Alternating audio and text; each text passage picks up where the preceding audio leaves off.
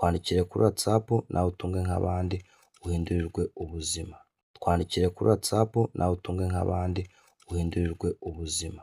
Twandikire kuri WhatsApp nawe utunge nk'abandi uhindurirwe ubuzima. Abambazaga ikarita y'umuryango, iyi niyo karita dukoresha, uyu niwo mupira, iyi niyo mpeta dukoresha. Ibi rero ku muntu wabiguze wegerera muri office. Twandikiye kuri WhatsApp mukeneye kuza mu muryango gutunga ubutunzi. Uriyandikisha utanga igitambo ugura ikarita, impeta n'ikanzu. Amafaranga ushaka yose niyo uhabwa. Washaka amanyarwanda, washaka amarundi, amatanzania, amagande, amadolari cyangwa amahero n'amanyakenya, ni wowe wihitiramo. Twandikiye kuri WhatsApp mukeneye kuza mu muryango gutunga ubutunzi.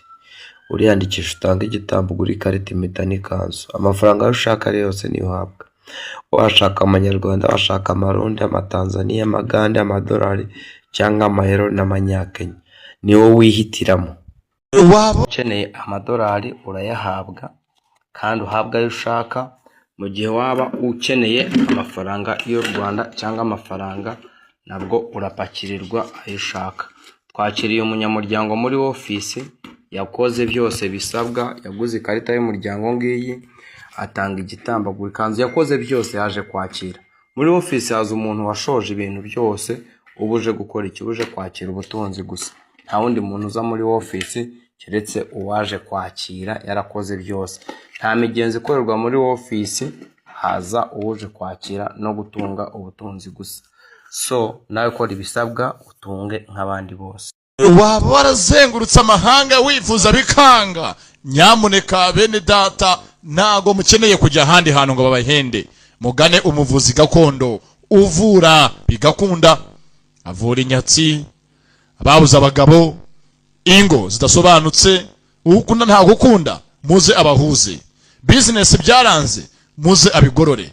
Baguterereje ihembe, vayo aritumure. Abafitiye imiti ivura indwara zikurikira: umuti w'amavangingo ku badamu, gutera akabariro, gukuza igitsina, kwikinisha, tuvura uburemba, ubugumba, tuvura amarozi, amategano, amahuherano, amaryano, dutanga umuti utuma uhurwa inzoga n'itabi. Si nibyo gusa, tubafitiye imiti ivura amibe, diabete, kanseri, tuvura indwara z'uruhu, izo mu nda, iz'ubuhumekero.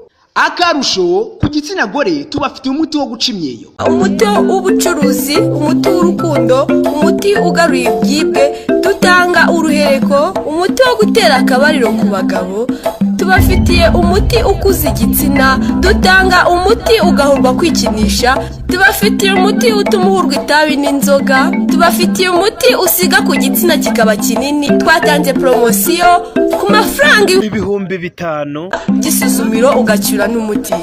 Nimero zacu 0793 579 953.